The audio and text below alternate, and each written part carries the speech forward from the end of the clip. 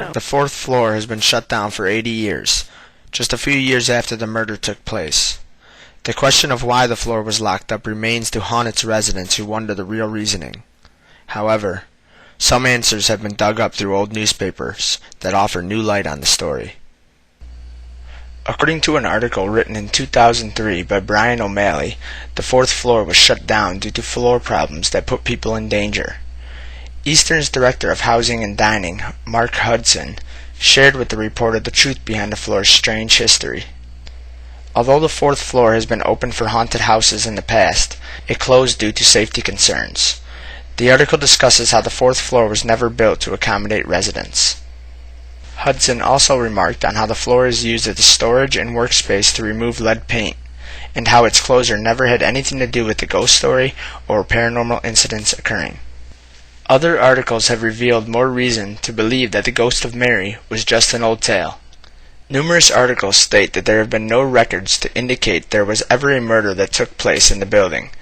Not only reporters, but paranormal investigators have also researched for records of tragic incident and have not found anything to this day. Michael Kleen, a paranormal investigator and writer, has researched and written about the paranormal for many years, including the ghost of Pemberton Hall. I stopped trying to do all that scientific stuff, and now I just sort of look at the stories for what they are and go back and try to read, like for Pemberton Hall, go back to all the stories in the Daily Eastern News and see how it's changed over time and focus on what I can actually find out. Michael also found unusual gaps in his research about the story of Mary. First of all, nobody agrees on when it actually happened. Some people say it was over spring break, some people over winter break. One person even said it happened in 1920, which was way after Mary Hawkins died, so it's no way it could have happened then. Michael also dug up information on the real cause of Mary's death, which dismisses much of the story's truth about the ghost of Mary. The reason that Mary Hawkins went to Kankakee State Hospital, basically it was a side effect of late-stage syphilis that, it causes you to have seizures and dementia and that kind of stuff. An article found about Mary Hawkins' life also revealed the actual cause of death, which clarified some questions about the legend and about who the ghost could be. Mary Hawkins died from partial paralysis caused by the destruction of brain tissue by late-stage syphilis. According to the article, her death certificate made it very clear that she did not die from self-infliction.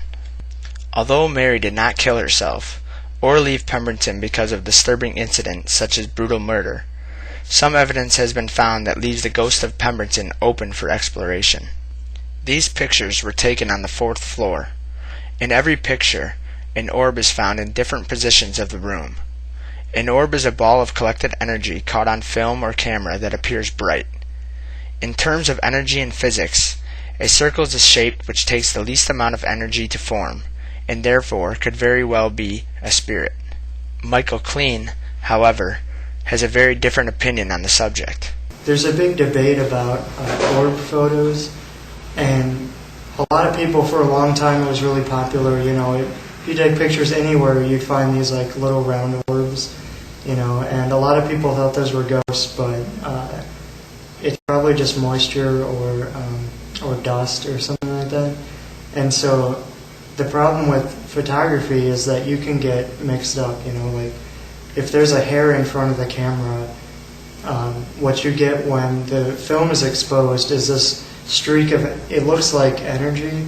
It's like this glowing strand, but it's a hair.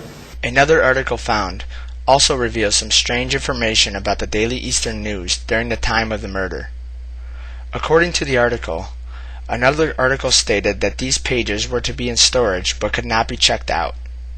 Also, the Eastern's yearbook dating from 1910 to 1917 were unavailable.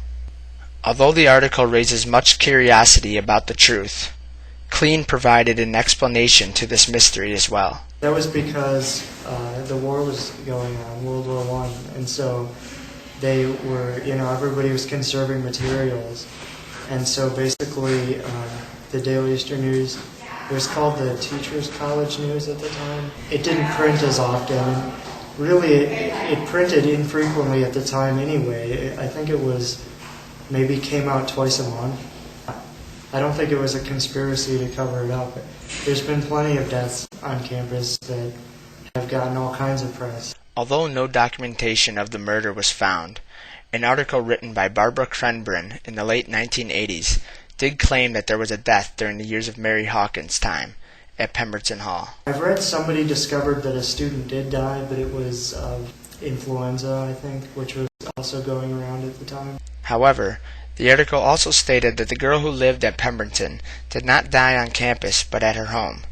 This leaves the question if possibly the haunting tale about the ghost sparked from the incident, and then details such as the murder were filled in to add animation to the tale.